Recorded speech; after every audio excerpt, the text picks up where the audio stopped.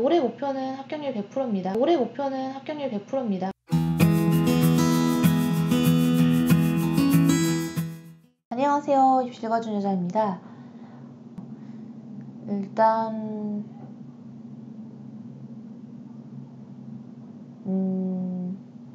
썰을 좀 풀어주면 좋은데 무슨 썰을 풀어줄까? 지금 최근에 그 회사 거 도용이 있어가지고 막 뭐 우리 회사가 아닌데 뭐 자기들 우리 회사라고 주장을 한다던가 디자인을 맘대로 도용한다던가 프로그램까지도 도용을 했어요. 해서 지금 법적인 절차를 밟고 있는 중이라서 너무 피곤한 상태입니다. 저희가 회사가 좀 큰 편이에요. 지금 직원들이 한 20명이 넘고 또 이제 학원장 전문 교육기관이라는 점도 국내에서 유일하고 하다 보니까 굉장히 많은 카피가 이루어지고 있어서 이제 어머님들한테 좀 죄송한 말씀을 하나 드리겠습니다. 방문하셔서 상담하시고 싶어 하신 분들이 있는데 방문 상담을 현재는 받지 않을 생각입니다. 전화로 안내를 하든 방문해서 상담을 하든 동일한데요. 찾아오셔가지고 막 이제 사진 찍고 자기네 센터랑 동일하게 만드시는 분이 있어서 너무 황당했어요. 그래서 세상에 별의별 사람들이 다 있다라는 거 일단 우리는 갈 길 갑시다. 저는 오늘 영상을 여러분들에게 정보적인 측면에서 도움을 드리고자 하고 있습니다. 이전 영상에서 1번, 2번, 3번, 4번, 5번에 대한 예시들을 들어드렸고요. 여기 있는 면접 지원자들의 조언은 제가 이제 그 컨설팅을 해줬던 초기 학생들의 그 정리본을 제가 좀 사례별로 정리를 한 겁니다. 그러니까 초기 학생들은 벌써 11년 전 학생이고요. 이 자료는 제가 15년 전부터 만들어지기 시작한 자료를 제가 조금씩 가필하고 고치고 해서 10년 전쯤에 이제 완성형을 하나 만들었고 이제 거기에 이제 신규에 추가되는 내용들을 계속 해서 매년 업데이트 버전이 나오고 있는 그런 상태입니다. 그래서 뭐 대학 가시면 족보라고 아시죠? 그런 족보 같은 거를 생각하시면 되세요. 자, 그래서 되게 오래된 자료고 유물 같은 자료죠. 하지만 이제 계속 업데이트가 되고 있기 때문에 걱정 안 하셔도 됩니다. 자, 6번 주장을 일관되게 고수하자. 중간이나 끝에 입장 변화가 없어야 한다. 7번 나열 선택형 문제는 한쪽을 선택하여 그 이유를 분명히 말한다. 8번 당황은 떨어지는 지름길이다. 아는 만큼 생각나는 만큼 최선을 다해 성의껏 말하는 태도가 중요하다. 여러분 최선을 다해가 끝이 아니고요. 최선을 다해 성의껏입니다. 이게 어려워요. 그러니까 이제 면접 후기들을 제가 많이 보고 또 저의 학생들로부터 후기를 많이 봤는데요. 받은 후기들을 보면 딱 보면 이제 얘가 예비번호 받겠구나, 얘가 최초합 하겠구나, 얘는 절대 합격이 안 되겠구나 하는 것들이 나와요. 그러니까 본인은 최선을 다했다고 하지만 사실은 느껴진 입장에서 성의껏의 답변은 아니었던 경우가 많은 거죠. 그러니까 당황하지 않으면 여러분들이 준비한 내에서 답변을 할 수 있고, 만약에 당황을 한다고 하더라도 딱 집중을 해서 호랑이 굴에 들어가도 정신만 차리면 산댔어 하면서 딱 집중을 해서 그 몇 초만 버티세요. 몇 초만 버텨서 질문을 제대로 이해하지 못한 경우에 한 번 더 양해를 구하고 질문을 듣고 그다음에 충분히 생각한 다음에 답변을 하면 여러분 준비 많이 했잖아요. 절대로 노력은 배신하지 않습니다. 기억해 하세요. 9번 자신만만한 자세로 당당하고 솔직하게 면접에 임하자. 이거는요.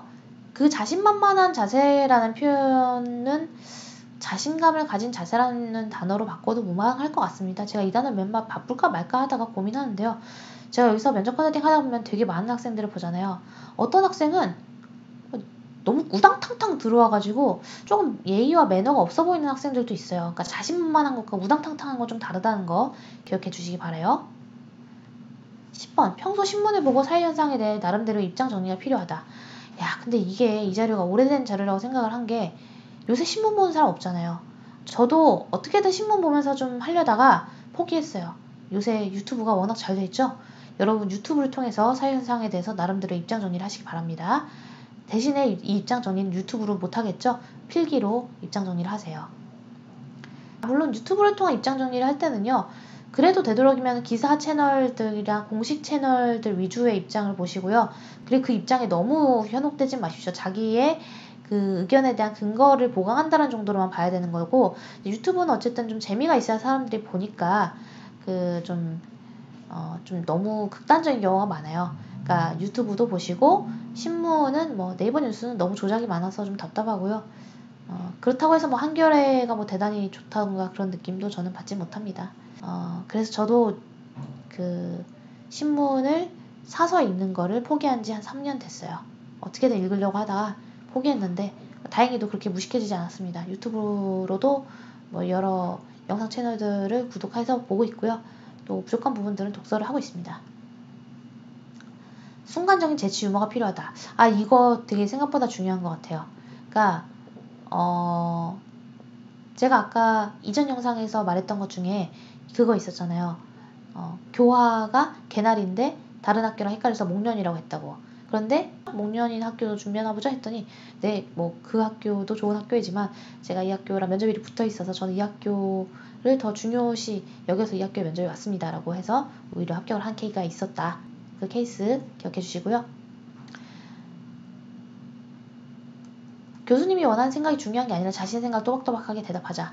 자, 이것도 참 어려운 겁니다. 그러니까 눈치를 보지는 말되 눈치를 보는 것과 눈치가 없는 건 달라요. 그러니까 눈치가 있으면 눈치를 보지 않을 수 있습니다. 그러니까 눈치껏 행동한다는 거는 저 사람은 정말로 예를 들어서 자꾸 조국 얘기를 해서 좀 그런데 저 사람은 정말로 조국이 문제가 없다고 생각할 수도 있고 조국 찬성 집회에 나간 사람일 수도 있잖아요. 그러니까 이럴 때 조국에 대해서 부정적으로 말했는데 그 사람 표정이 싸해. 그러면 또박또박하게 대답하고 마무리하되 물론 다른 입장도 있을 수 있다고 생각합니다. 그래서 그 정도로만 딱 마무리하면 거기에서 이제 예를 들어 교수님이 본인은 완전 반대 입장이라면 자기 입장을 피력할 수 있어요.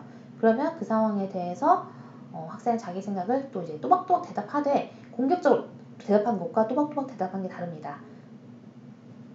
그럴 때는 교수님의 생각을 듣고 네, 그렇게 생각하실 수도 있습니다. 하지만 저는 51%와 49%가 있다면 51%를 선택해야 된다는 입장이고 그래서 저는 이 부분에 있어서는 51%로 이러이러하다라고 생각합니다. 라고 설명한다면 그렇게까지 공격적이지 않다고 판단을 내릴 수가 있어요. 자, 간결하고 조리 있게 말해야 합니다. 진심으로 당당하게 겸손하게 대해야 합니다. 잘 알지 못한 질문은 아는 데까지만 성실히 답하시고요. 근데 되도록이면 잘 알지 못한 질문이 없도록 적어도 전공에 대해서는 빠삭하게 알고 들어가야 됩니다. 학교에서 가르쳐주지 않는 것까지 전부 다 유튜브든 여러분들이 자주 보는 나무 위키든 다 보셔서 너무 텅 비었다는 느낌을 주면 안 돼요. 채점할 수 있는 게 없는 경우들도 많아요. 대답을 못하는 경우가 너무 많아요. 그래서 틀린 정보를 하더라도 말은 일단 해보고요. 틀린 정보에 대해서 교수님이 그것을 틀렸다고 지적했을 때 겸손하게 받아들이고 어떤 부분이 틀렸는지 한 번 더 이야기 들은 다음에 그 부분에 대해서 시정하겠다고 얘기를 하면 되겠죠. 폭랩은 시야 발상의 전환이 필요하다. 이거는 썰을 풀어줄까 말까 고민인데 제가 몇 년 전 학생인데 굉장히 인상 깊었던 학생이 있어요. 그 학생은 연세대 현재는 없어진 IT 인재였나? 그래서 이제 한 과만 뽑는 전형이에요. 되게 독특하죠. 근데 그 전형은 토론 면접이 있습니다. 토론 면접을 할 때 본인의 근거로서 뭐 15명의 소년은 어떻게 됐을까라는 책에 대해서 얘기를 하고 그 책을 통해서 본인이 어떤 점을 느꼈다고 얘기한 다음에 그래서 자기의 논거로서는 이러이러한 결론을 내렸다라고 설명을 했어요. 거기 있는 모든 저랑 다른 컨설턴트를 비롯한 채점자들이 그 학생에게 9점 또는 만점을 줬습니다. 그런데 그러고 나서 그 친구가 하는 말이 그런데 선생님 사실 15소년은 도대체 어떻게 됐을까라는 책은 없고요. 제가 만들어낸 책이에요. 라고 말하는 거예요. 깜짝 놀랐죠. 그러니까 여기 있으면서 참 별별 사람 다 보는데 그 순간에 그 책을 검색해본 사람은 없거든요. 해서 이 친구는 발상의 전환이라고 할 수 있는 건가? 여튼 발상의 전환을 해가지고 없는 책을 만들어내고 그걸 근거로 썼어요. 이거 하시라고 하는 얘기는 아닙니다. 그런데 발상의 전환이 거기까지도 가능하고 또 그 친구는 실제로 또 합격을 했었기 때문에 굉장히 인상 깊은 친구예요. 그래서 발상의 전환을 꼭 하시기 바랍니다. 면접 태도와 답변 시 유의사항. 단정한 외모가 좋다. 사복을 입어도 되나? 교복에 운동화가 학생답고 순수해 보인다. 자, 이것도 오래된 글이라서 그래요. 두 발은 단정히 하고 화장이나 염색은 금물이며 귀걸이 같은 장신구는 나쁜 선입관을 준다. 자, 이것도 오래된 얘기예요. 여기에서 이제 왜 오래된 얘기라고 하냐면 올해부터 뭐예요? 올해부터 교복을 거의 못 입죠. 블라인드 면접 때문에.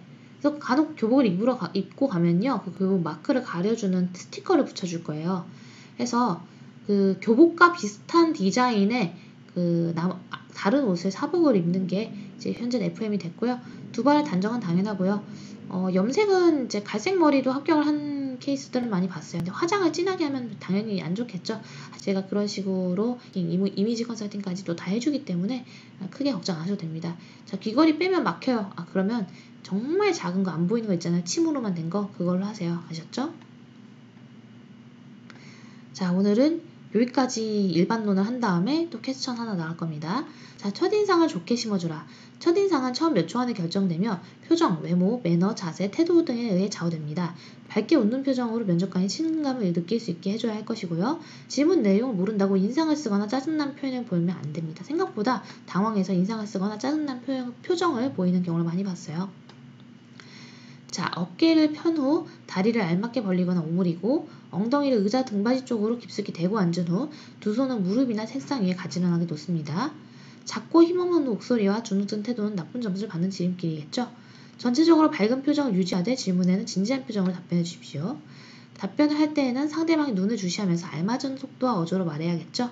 면접관의 눈을 오랜 시간 의지하는 것도 서로에게 부담입니다. 그럴 때는 면접관의 턱선에 자신의 시선을 고정하세요. 이것도 그냥 팁 중에 하나입니다. 6번 다리를 떨거나 생각보다 많았어요. 이거 긴장해서 실제로 안 해야지 하면서 하는 애들 있어요. 머리를 긁는 애들, 머리 뒤로 넘기는 애들 너무 많은데 정말 꼴보기가 싫습니다. 머리를 포니테일로 묶거나 반묶음을 하시기 바래요. 여학생들은. 그리고 남학생들 머리 긁으면서 비듬 떨어지는 거 진짜 많이 봤어요. 제발 남학생들 머리 좀 긁지 마세요. 어깨를 으쓱거리거나, 이것도 제가 본 케이스예요. 혀를 날름거리거나.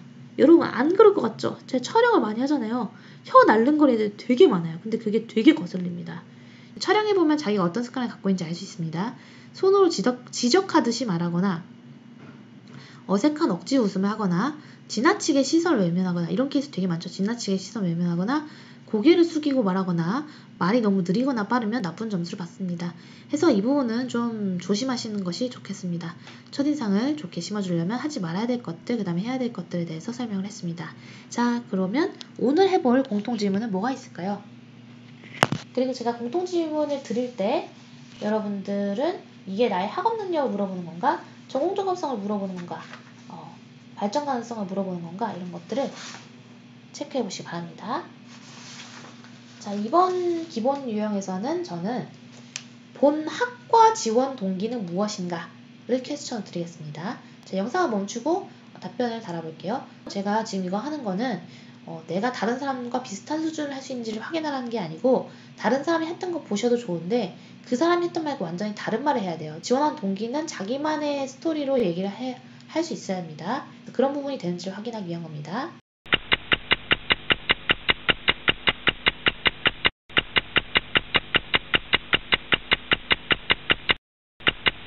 자, 답변 하나 해볼게요. 이번에는 컴퓨터공학과를 한번 생각을 해보고 얘기를 해보면 좋을 것 같네요.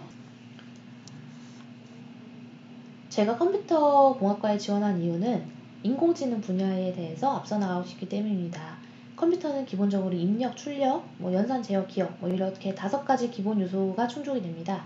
예를 들어 입력장치인 키보드나 마우스를 통해서 입력을 받고, 기억장치에 저장돼서 프로그램을 통해서 연산하고, 그 결과를 사람에게 모니터 같은 출력장치를 통해서 출력해줍니다.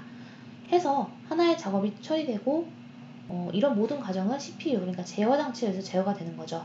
인간은 스스로 사고할 수 있다는 점이 수동적인 컴퓨터와 차이가 있다라고 어렸을 때 배웠는데요. 지금 고등학생이 되고 나서는 컴퓨터가 더 이상 수동적인 것이 아니라 스스로 학습하고 습득하는 그런 인공지능 분야가 있다는 걸 알게 됐고, 그 분야에 대해서 알고 더 연구를 하고 싶다는 생각을 강하게 갖게 되었습니다. 제가 지원한 땡땡대학교 컴퓨터공학과는 이 인공지능 분야에 대해서 벌써 괄목할 만한 성과를 이루고 있기 때문에 제가 이곳에서 연구를 배울 수 있다면 저 또한 컴퓨터에 대한 기본 이해와 컴퓨터와 인간과의 간격에 대한 이해를 토대로 그 간격을 좁힐 수 있는 진정한 컴퓨터 공학자가 될 수 있을 거라고 생각합니다. 자, 오늘의 답변은 제가 어느 정도 조금 좀 써놨습니다. 그래서 대본이 있을 때는 조금 더 하고자 하는 말을 명확하게 얘기할 수 있는 거죠. 참고로 대본을 보고 얘기하진 않았어요. 왜냐면 여러분들과 제가 공통적으로 대본을 보고 우리가 면접을 갈 수는 있는 건 아니니까 저도 대답해 줄 때 대본을 조금 준비하더라도 이번 거는 그냥 준비하고 최대한 키워드를 토대로 설명을 했습니다. 그래서 재밌게 들으셨는지 모르겠어요. 어떤 학과든지 간에 체계적으로 준비를 해줄 수 있습니다. 그래서 필요하신 분들은 이제 이쪽에 나가는 회사의 전화번호로 문의를 주시고 대면 컨설팅을 통해서 우리 같이 배워보면 좋을 것 같습니다. 그래서 올해 목표는 합격률 100%입니다. 그래서 사람을 되게 가려받을 겁니다. 아예 너무 기본이 안 돼 있는 학생들은 저의 합격률 100%를 위해서 이렇게 인터넷 강의로만 들어주시고 대면 컨설팅은 비싸고 진입하기가 좀 어려우니까 소수의 사람만 들어와서 100% 합격을 했으면 좋겠습니다. 네, 그러면 우리는 다음 영상에서 만날게요. 안녕!